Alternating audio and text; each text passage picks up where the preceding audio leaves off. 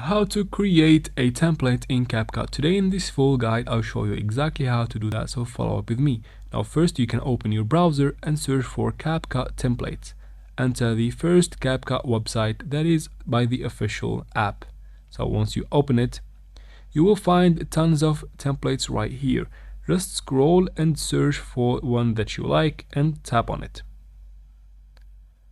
Once you tap on it, you can simply tap on Use Template at the bottom right corner of the screen and you'll be taken to Capcut to continue in creating it. Now you can as well go to TikTok. Let's ignore this screen right here and then tap on the search icon at the top right corner. And from here, go ahead and search again for Capcut templates. Again, you'll find tons of them.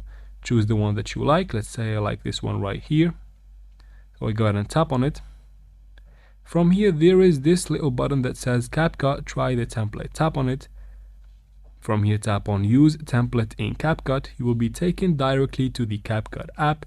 Again, tap on the Use Template right here, and you can go ahead and carry on creating it. And that's it for the video. I hope it was useful. Please like and comment down below. Don't forget to subscribe for future videos like this one, and thank you very much for watching.